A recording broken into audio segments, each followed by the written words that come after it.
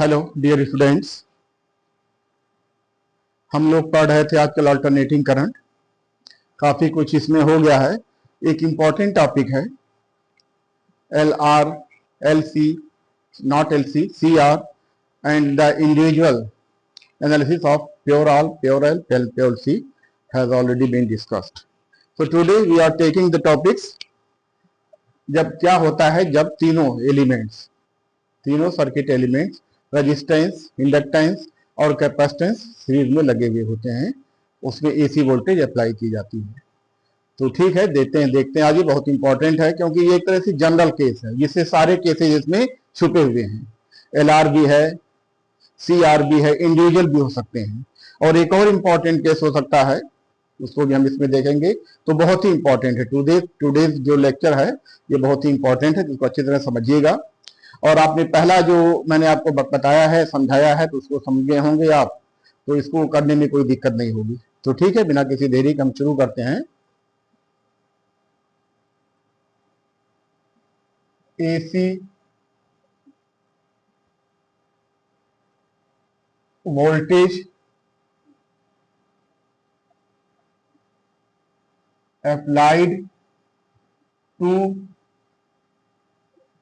LCR series circuit,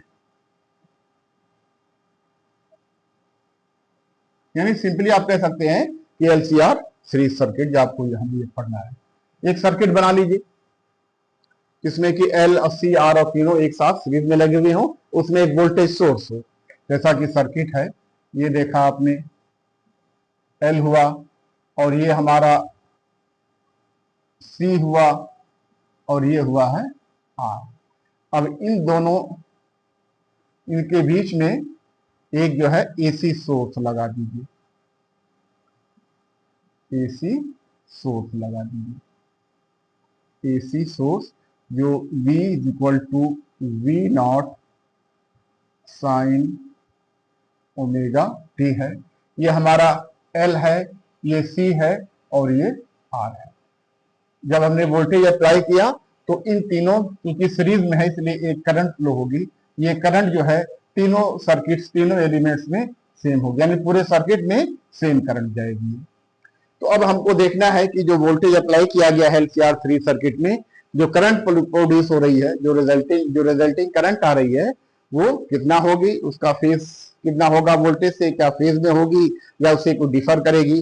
और भी आगे कुछ और भी नए टर्म्स आएंगे, उनको हम देखते हैं। बेटा इसको सॉल्व करने के लिए वैसे दो मेथड है। आपने जो पहले जब हम पढ़ रहे थे एल आर सर्किट, तो आप जानते थे कि एल में जो इंड्यूस डीएमएफ होता है वो L into D I by D T के बराबर होता है, जो कि वोल्टेज का अपोज करता है, जो अप्लाइड वोल्टेज का अपोज करता है। और कैपेसिटर को जब हम देते हैं वोल्टेज, जब चार्ज हो जाता है तो उसमें जो वोल्टेज डेवलप होती है कि वह 5C होती है। तो अब इन तीनों में जैसे है, तो इन तीनों का यदि अगर देखा जाए तो अगर इसमें आई करंट फ्लो हो रही है तो जो है L D I upon D T plus charge इस पे अगर आ गया तो Q upon C and resistance I into R, it was equal to voltage, total voltage जो हमने अप्लाई किया उसके इक्वल थी ये। तो ये जो मेथड है ये थोड़ा सा कॉम्प्लिकेटेड है क्योंकि इसमें डिफरेंशियल इक्वेशन का यूज करना है।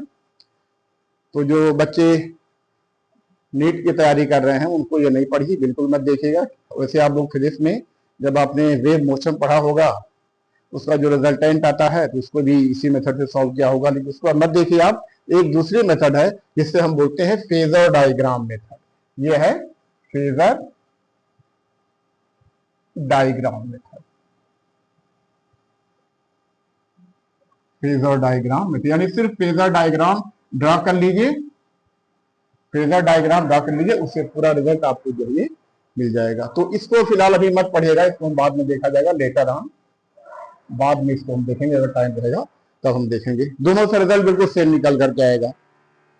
यानी इसमें भी हम जो है इस इक्वेशन को भी हम आई के लिए सॉल्व करेंगे और फेजर डायग्राम से भी हम आई ही निकालेंगे, आई ही निकालेंगे। दोनों का पर्पस जो है सेम है। तो ठीक है, फेजर डायग्राम मेथड ज्यादा सुटेबल भी है, इजी भी है, सबसे कॉमन भी है, ज्यादातर किताबों में यही दिया रहता है ये। चलिए ठीक है, अब हम देखते हैं कि फेजर डायग्राम से क्या करना है।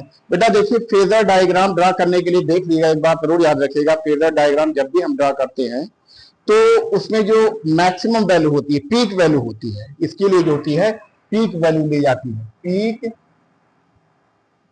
Value of V and I is taken, यानी जो पीक वैल्यू ली जाती है यानी वी नॉट और आई नॉट, उसको हम लेते हैं, या फिर आरएमएस वैल्यू भी ले सकते हैं, R M S value of V and I may be taken, may be taken, इसको भी लिया जा सकता है। दोनों से सेम रिजल्ट आएगा, दोनों से रिजल्ट सेम आएगा। अगर हम अगर पीक वैल्यू से लेंगे तो रिजल्टेंट वोल्टेज पीक वोल्टेज आएगी, अगर हम रिजल्टेंट अगर आरएमएस वैल्यू सेलेक्ट करेंगे तो उससे जो रिजल्टेंट आएगा हमारा आरएमएस वैल्यू में आएगा। तो जो भी मैंने अभी तक फेजर डायग्राम जो है, शायद ये बात बताना मैं भूल गया था, जो भी मैंने फेजर डायग्राम किया ड्रा किया है वी और आई के बीच में, वोल्टेज और रेजिस्टेंस, वोल्टेज और करंट के बीच में, उसमें मैक्सिमम वैल्यू ही ली गई थी, या उसमें आरएमएस वैल्यू भी ले सकते हैं, बोथ आर करेक्ट। तो इस बात का था ध्यान रखिएगा। तो ठीक है, माना कि इसमें हमारे जब वोल्टेज हमने अप्लाई किया तो इसमें जो करंट फ्लो हुई तो इसके अक्रॉस एक वोल्टेज डेवलप हुई। ये मान लीजिए कि ये पोटेंशियल ड्रॉप जो था या वोल्टेज जो था ये था वी एन, ये था वी एन, और इसके अक्रॉस जो वोल्टेज डेवलप हुई उसको मान लीजिए हम ये था वी सी, वी सी, और इसके अक्रॉस जो वोल्टेज डेवलप हुई ये मान लीजिए हमारी क्या थी, वी आर, वी आर। सब ये फेजर फॉर्म में लिखना है, इसको इसी को क्या लिखना है, फेजर फॉर्म में लिखना है। अब जो एम्पलीट्यूड, एम्पलीट्यूड ऑफ है या पीक ऑफ, पीक या इसी को amplitude, amplitude of V R, V L and V C. अच्छा, अब जो आर है इसकी वजह से जो इंडक्टिव रिएक्टेंस आया होगा, एल में, एल की वजह से क्या होगा, इंडक्टिव रिएक्टेंस होगा, इंडक्टिव रिएक्टेंस, या पहले ही पढ़ चुके हैं। इसकी जो वैल्यू होगी ये होगी ओमेगा एल, और सी की वजह से जो होगी कैपेसिटिव, कैपेसिटिव रिएक्टेंस, ये रहा होगा हमारा 1 ओमेगा सी, इसको हम एक्स एल कहते हैं और इसको हम एक्स सी कहते हैं। और रेजिस्टेंस तो खैर है ही, रेजिस्टेंस तो कांस्टेंट क्वांटिटी है, इसमें कोई फर्क नहीं पड़ता, रेजिस्टेंस जो है ये आर ही रहेगी। चलिए ठीक है, अब जब इसमें आई करंट फ्लो हो रही है तो इसके अक्रॉस जो पीक वैल्यू होगी, इसके अक्रॉस जो पीक वैल्यू होगी, यानी इसको हम लिख सकते हैं V0L, यानी peak value across the inductor, ये होगी हमारी I0 इंटू एक्स एल होगी, एक्स एल होगी, जहां पर एक्स एल की वैल्यू है ओमेगा एल है। और इसी तरह से जो पीक वैल्यू होगी, जो amplitude of the capacitor across voltage है वी सी, ये होगी I0 अपान एक्स सी, और जो रेजिस्टेंस के अक्रॉस जो वोल्टेज डेवलप होगी ये जो होगी वी आर, और ये होगी I0 into are, I0 into are होगी। ये बात समझ, जैसे वोल्टेज होता है V equal to I R, तो सेम यहाँ पर भी है। तो जो ये वोल्टेज होगी ये क्या होगी, ये जो देखिए V0 आर है, जो आप जानते हैं रेजिस्टेंस में जब कोई करंट फ्लो होती है तो दोनों के बीच में कोई फेज डिफरेंस नहीं होता है, इज इन फेज, इसको कह सकते हैं V0OL OR, यानी peak value of the voltage appearing across the, peak value of the voltage appearing across the resistance है, is in phase with I, means no phase difference, no phase difference, no phase difference, कोई phase difference नहीं है, कोई phase difference नहीं है। और ये जो है, ये जो वोल्टेज है, अब जानते हैं ये जो है, जो V0 या V0OC इज, या इसको कह सकते हैं ये क्या होगी, जब किसी कैपेसिटर में वोल्टेज अप्लाई करते हैं तो जो कैपेसिटर होती है उससे क्या होती है, वोल्टेज जो होती है करंट से क्या होती है, पीछे होती है, यानी करंट लीड करती है। इसमें क्या करेगी, VOC lags behind, V0L lags behind I, means phase difference, phase difference of 90 degree, या इसी को π/2 भी कहते हैं। 90 डिग्री को π/2 रेडियन में कहेंगे। और ये जो वोल्टेज VL है ये करंट से क्या होगी, 90 डिग्री आगे होगी। तो जो V0OL है इज, या इज नहीं, लीड्स अहेड, यानी उससे आगे रहेगी, लीड्स अहेड I, कितना होगा, इसमें जो फेज डिफरेंस होगा, फेज डिफरेंस इसमें भी π/2 या 90 डिग्री का होगा, या 90 डिग्री का होगा। तो ठीक है, अब ये तीनों चीजें पता चल गई हैं। इसी के आधार पर हम इसका वेक्टर डायग्राम ड्रॉ करेंगे कि V0L, जहां पे V0L is the amplitude of the voltage appearing across the conductor, no inductor, इसको है ये amplitude of voltage, amplitude of, इसको कहेंगे कि ये amplitude of voltage across inductor,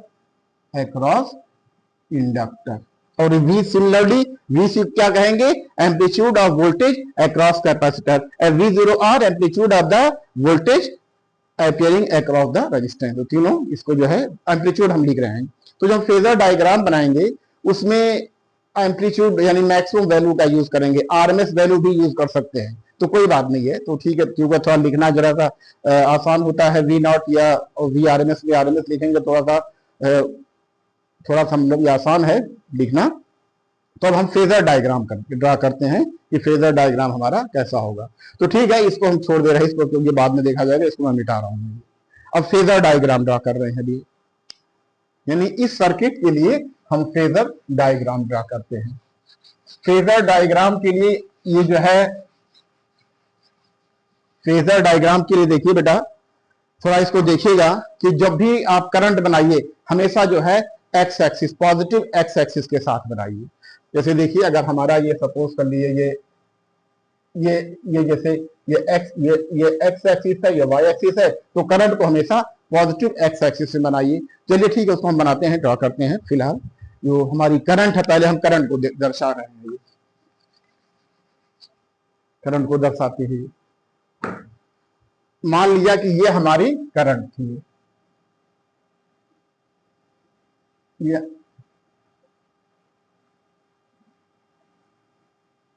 हमारी क्या थी, करंट थी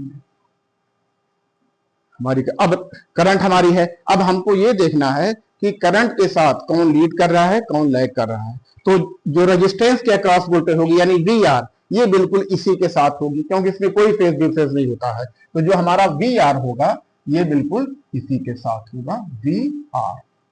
मान लीजिए कि ये हमारा पॉइंट था O और ये हमारा पॉइंट है A, यानी जो VO जो है, OA है, ये हमारा है V, इसको 0R कह लीजिए, 0R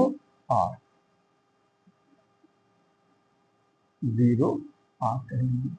यानी जो रेजिस्टेंस के अक्रॉस जो वोल्टेज डेवलप हो रही है वो करंट के फेज में है, जैसा कि हम पहले ही पढ़ चुके हैं, जानते हैं। अच्छा, अब दूसरा रहा कि इंडक्टेंस। अब इंडक्टेंस में जो वोल्टेज डेवलप हो रही है यानी VL, आप जानते हैं ये करंट से 90 डिग्री आगे होती है, 90 डिग्री ऐड होती है।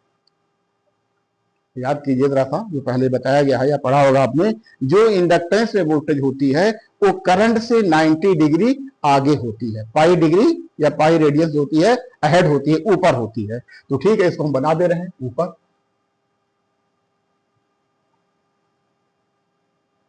ये हमारा हो गया V0L, इसको मान लीजिए हमारा पॉइंट है, ये B है। ठीक है, अब जो है VC बचा, VC जो होती है करंट से 90 डिग्री पीछे होती है, यानी जो वोल्टेज कैपेसिटर में डेवलप होती है वो करंट से जो करंट रहती है उससे 90 डिग्री पीछे रहती है, कहने मतलब करंट लीड करती है, वोल्टेज लैग करती है। तो इसको हम नीचे ड्रॉ कर लेंगे।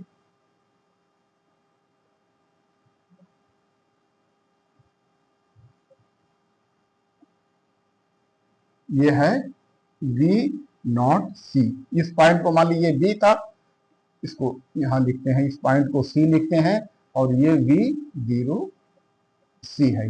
ये पॉइंट हमारा था, ये वो था। अब आपका फेजर डायग्राम बन गया है। देखिए तीनों वोल्ट करंट, जो फेजर डायग्राम होता है करंट और वोल्टेज के बीच में होता है। तो करंट, क्योंकि देखिए करंट सेम होगी, आई विल बी सेम, क्योंकि देखिए जो करंट यहां जा रही वही पूरे सर्किट के सारे एलिमेंट्स में होते हुए यहां से निकलेगी। Because of being the series circuit I will B same, जो हमारी आई है यानी आई विल बी सेम, ये बिल्कुल सब में एक जैसी होगी। तो ठीक है, चलिए अब हम इसको जो है देखते हैं कि हमारा ये क्या हो रहा है, आगे क्या होता है। ये हमारा हो गया वोल्टेज अक्रॉस V0R, V0R या V0L और V0 या V0C हो गया। यानी ये जो वोल्टेज है अक्रॉस द रेजिस्टेंस है, ये वोल्टेज हमारी है अक्रॉस द इंडक्टेंस है, और ये वोल्टेज जो हमारी क्या है कैपेसिटेंस के अक्रॉस है। ये तो इस तरह से देखा आपने कि जो हमारा फेजर डायग्राम, अब ये यानी इसको एंगल की वैल्यू, एंगल शो कर लीजिए, यानी ये एंगल हमारा है 90 डिग्री, और ये एंगल भी हमारा क्या है, ये 90 डिग्री है, 90 डिग्री है। 90 डिग्री को पाई बाई 2 कहते हैं। अब जो VL एंड VL है, VL एंड VOC आर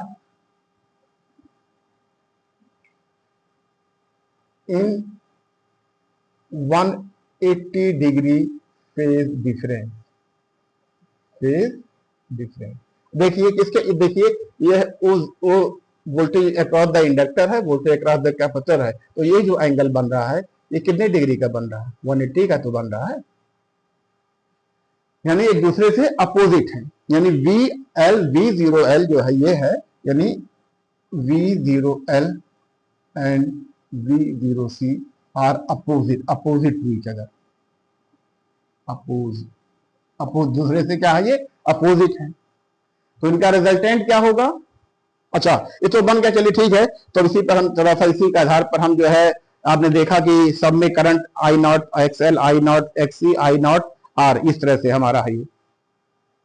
यहाँ पर XL और XC की वैल्यू हमने लिखा है, XL और XC की वैल्यू लिख दिया गया है। अच्छा अभी तो हमारा वोल्टेज रहा। अच्छा अब इसी के आधार पर थोड़ा सा हम ये क्या करते हैं कि हम जो है इंपीडेंस का डायग्राम बना लेते हैं, इंपीडेंस या रिएक्टेंस का जो होता है उसको बना लेते हैं। तो चलिए ठीक, पहले इसको हम सॉल्व करते हैं। अब ये देखिए, ये मान लिया कि हमारी जो वोल्टेज है ये V, सपोज कर लिया यहाँ पे दो वोल्टेज, एक इस तरफ जा रही है, एक इस तरफ जा रही है, और एक इस तरफ जा रही है। तो जो रिजल्टेंट होगा वो जो है दोनों का क्या होगा, ये डिफरेंस होगा। यानी जो resultant of the VL and VC जो होगा, ये होगा VOL माइनस VOC होगा, या ये भी हो सकता है R VOC माइनस V0 से कहीं भाई एम्पलीट्यूड, अच्छा कहीं कहीं ऐसे ये भी लिखा होता है, जो हमने लिखा है V0 लिखा है, V0 लिखा, कहीं कहीं बुक में VM भी लिखा हुआ है, यानी मैक्सिमम वैल्यू या पीक वैल्यू, या इन दोनों में कंफ्यूजन के लिए क्या कीजिए आप, ये मान लीजिए कि सिंपली इसको आप कर लीजिए कि ये हमारी है ये VL है, और ये हमारी क्या है, ये VC है, और ये हमारा क्या है, ये VR है। इसको इस तरह से मान लीजिए, सीधे सीधे सीधे मान लीजिए, यानी जो आपने माना है इसको, मेरा पर्पस था बताना कि VL और VC जो ये हो रहा है, ये पीक वैल्यू है, ये हमारी क्या है, ये पीक वैल्यू। लेकिन पीक वैल्यू ठीक, अब आप समझ गए होंगे। इधर देखिए, इधर हमने मान लिया कि हमारा ये करंट था, ये हमारा रेजिस्टेंस के अक्रॉस वोल्टेज है, ये हमारी इंडक्टेंस के अक्रॉस वोल्टेज है, ये हमारी कैपेसिटेंस के अक्रॉस वोल्टेज है, ये 90 डिग्री और ये भी 90 डिग्री है ये। तो ठीक है, एक तरह से इसको देख लीजिए ताकि कोई कंफ्यूजन ही ना रहे। लेकिन जो फेजर डायग्राम ड्रा किया है, कहीं नहीं ड्रा करेंगे, उसके लिए हम इंस्टेंटेनियस वैल्यू यानी टाइम के साथ वाला जो इक्वेशन होता है उसको नहीं लेंगे। क्या लेंगे हम, RMS वैल्यू लेंगे या पीक वैल्यू, इसको कहीं नोट कर लीजिए। कि for drawing the phasor diagram RMS value और peak value of voltage and current is taken. ये है, इसको कहीं नोट कर लीजिए, इसको बिल्कुल गांठ बांध ली गई है। इंस्टेंटेनियस के साथ फेजर डायग्राम नहीं ड्रा किया जाता है। इसके पहले मैं बताना थोड़ा सा भूल गया था मैं, लेकिन इसको आप याद कर लीजिए कि जो V नॉट है ये एम्पलीट्यूड ऑफ द वोल्टेज है, या एम्पलीट्यूड मीन्स मैक्सिमम वोल्टेज या पीक वोल्टेज कह सकते हैं, चाहे वोल्टेज की हो चाहे वो करंट की है। तो ठीक है, इस डायग्राम को थोड़ा सा हम ये बना लेते हैं, थोड़ा सा उसमें इम्पीडेंस के फॉर्म में बनाते हैं और रिएक्टेंस के फॉर्म में बनाते हैं। वो क्या होगा ये, उसको देखिए जरा सा। यानी इस फेजर डायग्राम को हम दूसरी तरफ से बनाते हैं। ये देखिए बिल्कुल यही सेम डायग्राम है, बस फर्क ये है कि ये देखिए, ये हमने क्या बोल रहे हैं, ये इसको देखिए, ये हमारा जो है ये मान लीजिए हमारा है ये R है, जो भी R था, और ये हमारा है मान लीजिए XL है, और ये मान लीजिए XC है, XC है ये। ठीक है, तो अब इसमें क्या करना है कि अगर हमें इसका देखिए, पहले इसको हम देख लेते हैं, इसको मैं मिटा रहा हूं। ये हमारा जो है वोल्टेज, अब इसमें देखिए 3 केस बनेंगे इसमें। अभी से हमें केस के बारे में डिस्कस करेंगे, 3 इंपॉर्टेंट केस ये होंगे। तो देखिए ये जो रिजल्टेंट वोल्टेज आएगी, ये जो क्या होगी, इसका जो है दोनों का डिफरेंस होगा, क्योंकि VL और VC का डिफरेंस आएगा, क्योंकि दोनों में 90 180 डिग्री का फेज डिफरेंस है। तो जो 180 का मतलब होगा कि दोनों एक दूसरे के अपोजिट वोल्टेज हैं ये। तो एक अगर पॉजिटिव है तो दूसरा क्या होगा, ये निगेटिव होगा। तो इससे हम अगर वो ड्रा करें, एक तरह से इसको कंप्लीट करें, जो रिजल्टेंट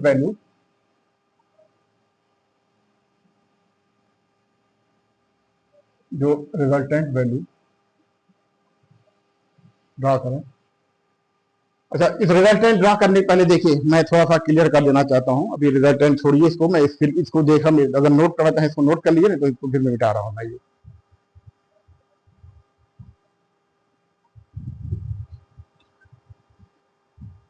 अब फेजर डायग्राम का ही हमें यूज करना है, फेजर डायग्राम का ही हमें यूज करना है इसमें।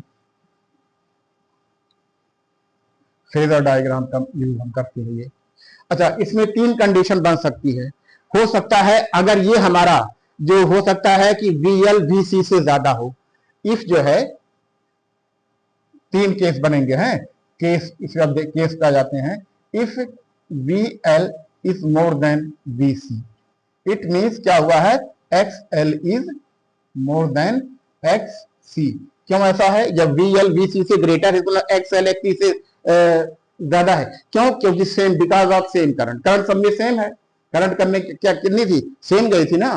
तो अब इसकी जो वैल्यू है, अब इसका जो वैल्यू अच्छा है। और दूसरा क्या हो सकता है कि तो अगर VL VC से ज्यादा है तो जो डिफरेंस आएगा ये कहीं इधर आएगा, ये यहाँ पे कहीं आएगा, यानी ये जो हो जाएगा VL माइनस VC हो जाएगा यहाँ पे, ये यहाँ तक है ये VL माइनस VC। अब इसका जो रिजल्टेंट आएगा, वो कुछ इस तरह से होगा, ये होगा P नॉट, इस तरह से कुछ रिजल्टेंट होगा।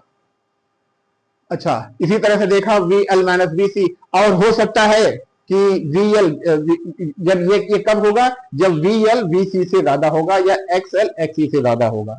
चलिए ठीक है, और अगर मान लिया कि ये XC XL से ज्यादा है, XC जो है XL से ज्यादा है, XL XC से ज्यादा अगर होता है,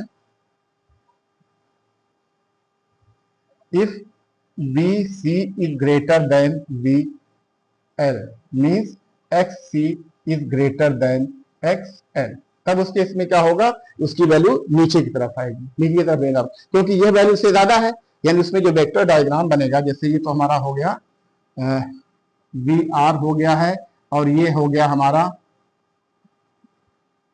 ये हमारी है VC है, और ये VL है। देखा आपने, VC VL से ज्यादा है तो इसका जो रिजल्टेंट आएगा इस तरफ आएगा, यानी ये हो जाएगा VC माइनस VL हो जाएगा। तो जो रिजल्टेंट वोल्टेज लेंगे इस तरह से, तो हमारा हो जाएगा ये इस तरह से हो जाएगा, ये V नॉट हो जाएगा।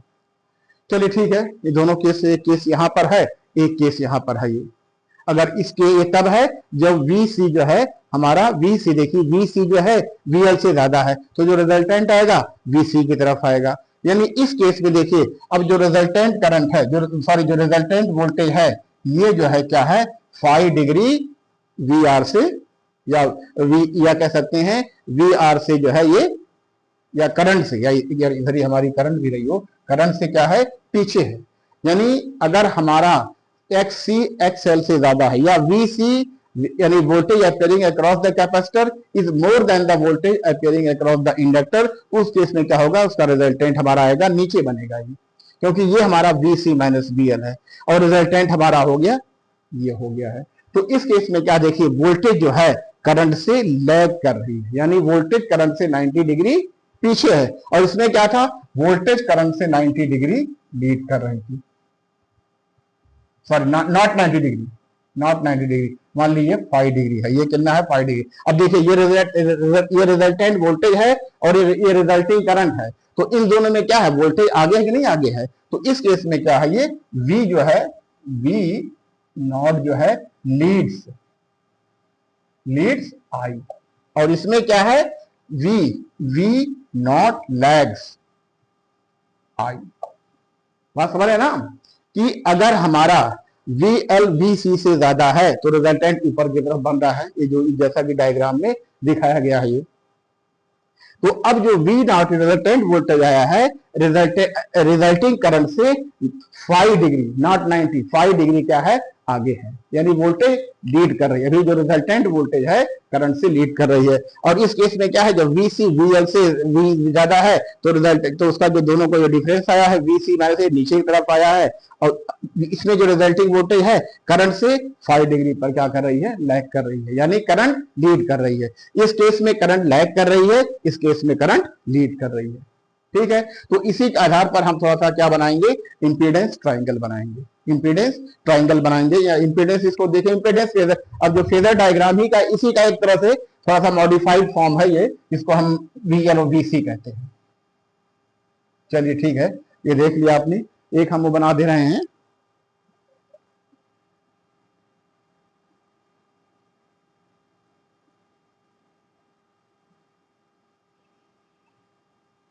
ये मान लीजिए हमारा है R, ये हमारा है ये XL, और ये जो है हमारा मान लीजिए क्या है, ये हमारी है ये XC है।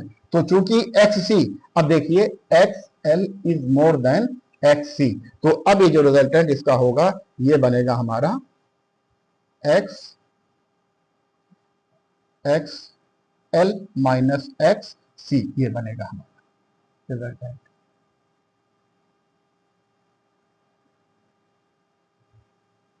ये रिजल्टेंट बनेगा। तो इसको हम रिप्रेजेंट करने के लिए क्या करेंगे कि हम इस तरह से कर लेते हैं, एक ट्रायंगल बन जा रहा है जिसको हम इंपीडेंस ट्रायंगल भी कहते हैं, ये बनेगा ये। तो अब जो हमारा जो ये है, ये कहलाता हमारा Z इंपीडेंस। अब जो हमारा, पहले इसको देखिए इक्वेशन के साथ देख लीजिए कि माना कि VL VC से हमारी क्या है, ये ज्यादा है, तो उस केस में क्या होगा, जो V आया है यानी V नॉट जो आया है, ये हमारा क्या है, ये V0R का square plus V not L minus V not C का स्क्वायर आया है। तो अब इसमें जो आपने वैल्यू करंट के टर्म में लिख लीजिए, जब इसको करंट के टर्म में लिखेंगे तो ये हो जाएगा हमारा I not R whole square plus I not XL minus I not XC, इसका जो है ये स्क्वायर हो जाएगा। ये हमारा है V नॉट, यानी maximum value of the resultant voltage. तो अब क्या कीजिएगा कि अब दोनों में चूंकि आई नॉट यानी मैक्सिमम वोल्टेज सब में कॉमन है, इसको बाहर ले सकते हैं। जब बाहर इसको लेंगे तो ये जो हमारा बचेगा, बाहर लेंगे स्क्वायर रूट्स भी बाहर लेंगे, तो ये जो हमारा बचेगा सिर्फ हो जाएगा ये R square plus XL minus XC हो जाएगा का होल, सॉरी इसका होल स्क्वायर आएगा।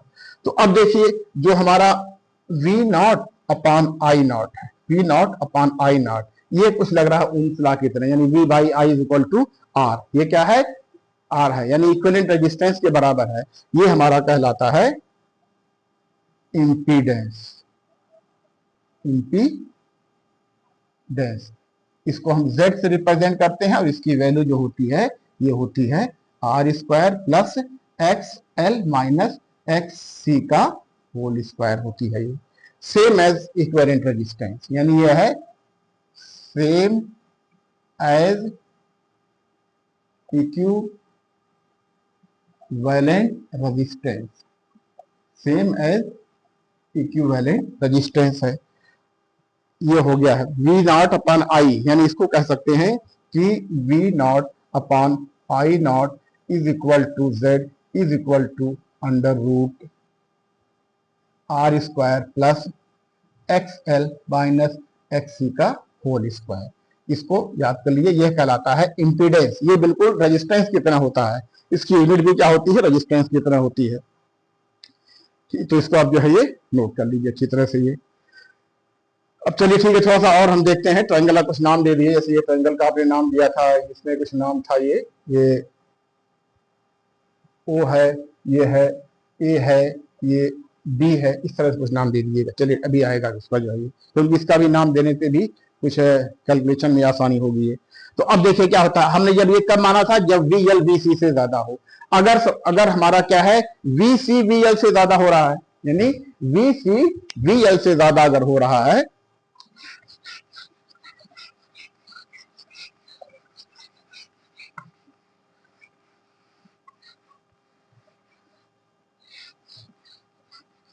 केस टू है ये, केस टू है ये, केस सेकंड केस है ये, है केस टू है ये। If VC is more than VL, it means XC is more than XL, जैसा कि वेक्टर डायग्राम में इसमें दिखाया गया है। तो उस केस में क्या होगा, बिल्कुल यही होगा, सेम रहेगा, यानी V not is equal to I not into R square plus X C minus X L का होल स्क्वायर होगा। बिल्कुल उसी तरह से रहेगा, जो ज्यादा हो उसी में से दूसरे को माइनस कर दीजिए, या कम में से भी अगर ज्यादा वाले करेंगे तो जो माइनस रिजल्ट आएगा, क्योंकि स्क्वायर है इसलिए प्लस हो जाएगा। तो हमें जेड का मतलब क्या है, अल्टीमेटली हमारा पॉजिटिव ही आएगा। क्यों ज्यादा है, क्योंकि इस केस में हमारा जो वी सी है is more then V L है। क्योंकि देखिए ऐसा इसलिए हो रहा है, और इसी की वजह से क्या हो रहा है कि X L sorry X C is more than X L, क्योंकि करंट दोनों में सेम है, सिर्फ डिफरेंस किसका आएगा, रिएक्टेंस का आएगा, एक्स एल का आएगा और एक्स सी का आएगा ये। तो इस केस में भी यही होगा हमारा क्या, V not upon I not is equal to Z, Z इसको जेड कहिए, इंपीडेंस, या इसी को नाम कर दीजिए कि R square plus X C minus X L का होल स्क्वायर। जो ज्यादा रहे उसी में से माइनस कीजिए, या अगर आप माइनस कम में से ज्यादा को भी माइनस करेंगे तब भी कोई फर्क नहीं पड़ेगा, क्योंकि स्क्वायर वैल्यू आएगी। ये भी हमारा क्या है, ये इंपीडेंस, इंपीडेंस है ये, इंपीडेंस है, बिल्कुल ऐसा होता है। इसके लिए जो हम इंपीडेंस ट्रायंगल ड्रा करते हैं, फेजर डायग्राम को मिटा दे रहा हूं, तो उसको देख लीजिए कैसे बनता है ये इंपीडेंस ट्रायंगल। बिल्कुल इसको मैं मिटा रहा हूं, मैं इंपीडेंस ट्रायंगल पे ही सीधे आ रहा हूं, मैं जो है इंपीडेंस ट्रायंगल पे आ रहा हूं। ये देखिए,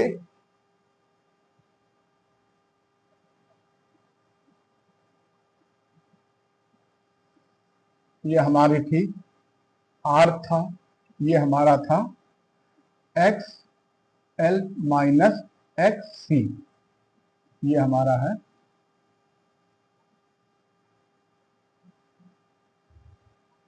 ये हमारा है, ये है ओ ए और ये बी है, ये हमारा है 90 डिग्री पर है, ये हमारा क्या है, जेड है। तो Z square is equal to R square, जैसे पाइथागोरस थ्योरम में होता है, plus X L minus X C का होल स्क्वायर आएगा, जैसा कि इसमें आया हुआ। देखिए ये जो आया हुआ है ये जेड आया हुआ है, या इसको कह सकते हैं Z is equal to under root R square plus X L minus X C, X L minus X C का होल स्क्वायर है।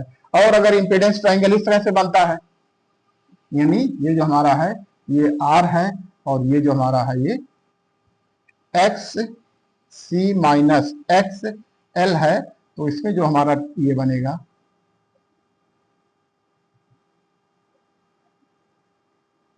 ये है ये 90 डिग्री है, ये हमारा है z के बराबर है, और यही z जो हमारा है z इज इक्वल टू क्या हो जाएगा,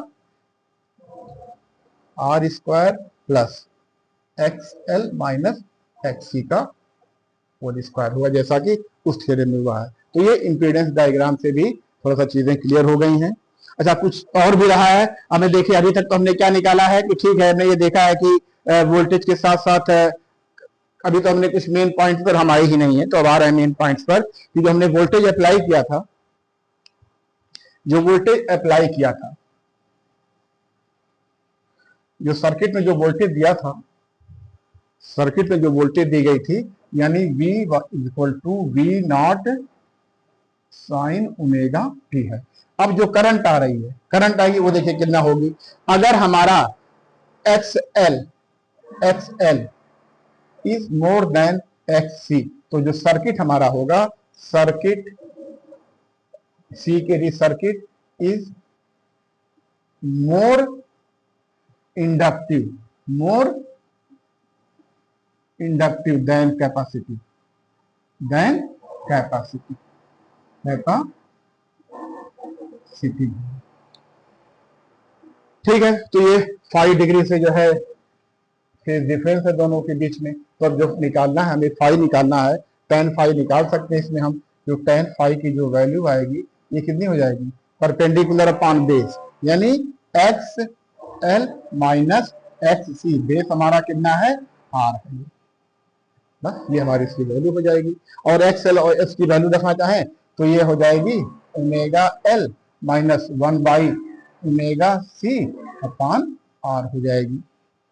अगर हमारा if X C is more than X, तो इसका जो सर्किट हमारा है सी के T, circuit is more capacity, more capacitive than inductive, than inductive,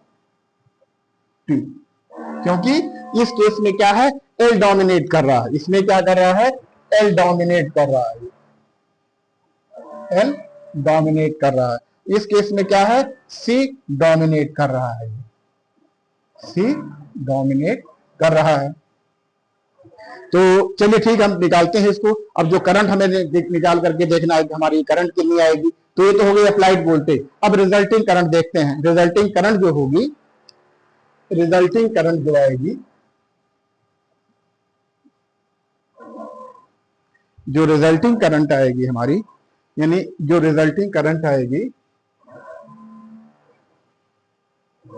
V is equal to V not sine omega T, और जो रिजल्टिंग करंट आएगी I is equal to I not sine omega T plus minus five. यहां plus minus मैं इसलिए लिख रहा हूं, इसको देखिएगा।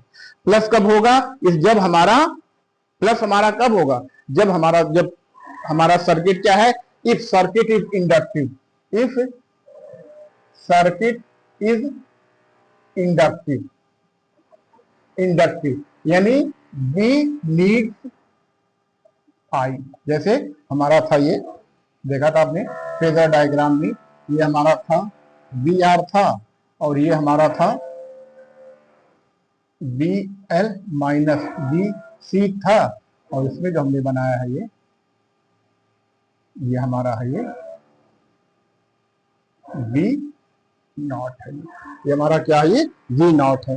तो इसकी जो वैल्यू आई देखा आपने, ये जो है 5 डिग्री से वोल्टेज क्या है, ये आगे है, 5 जो वोल्टेज से क्या है, ये आगे है। यानी इस केस में हम सर्किट में जो यूज करेंगे, हमारी जो करंट हो जाएगी, in this case, in this case क्या है, वोल्टेज तो हमने इतना अप्लाई किया, लेकिन जो करंट मिल रही है इंडक्टेंस होने की वजह से, तो इंडक्टिव सर्किट में क्या होता है, जो करंट हमारी होती है लैग करती है, यानी करंट हमारी 5 डिग्री पे क्या करेगी, लैग करेगी। तो I will be equal to I not sine omega T minus 5 degree, minus 5 degree ये हो जाएगी। अच्छा, if the circuit is capacitive, इसको मैं मिटा रहा हूं, इसको देखिए जरा, इसका स्क्रीन शॉट लेकर के कुछ इसको नोट कर लीजिए। चलिए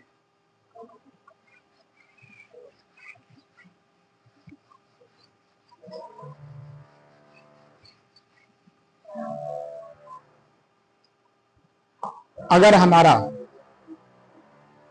if X C is more than X L या B C is more than B L, तो उस केस में क्या होगा, देखिए जैसा कि डायग्राम में बनाइए, ये हमारी है, ये आई है, ये हमारी थी, चलिए ये हमारी थी, ये आई थी, और ये हमारी है,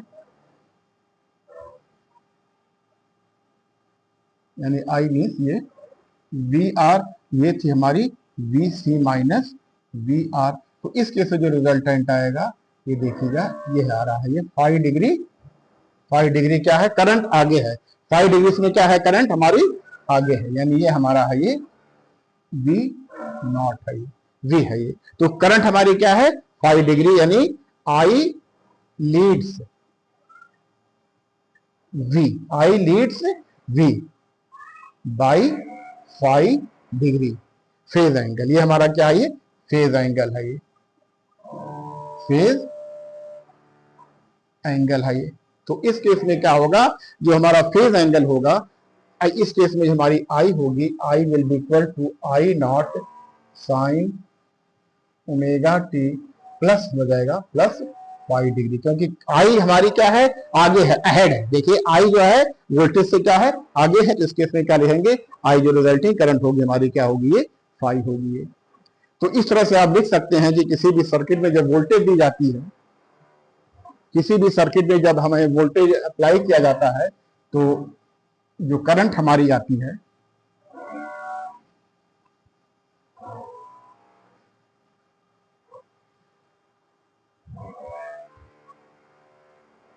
V is equal to V naught sin omega t and I is equal to I naught sin omega t minus 5 and I is equal to I naught sin omega t plus 5।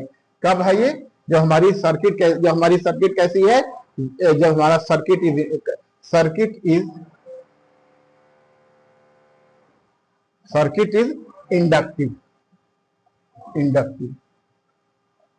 Inductive, या फिर इसको कह सकते हैं, ये कब है, circuit is capacitive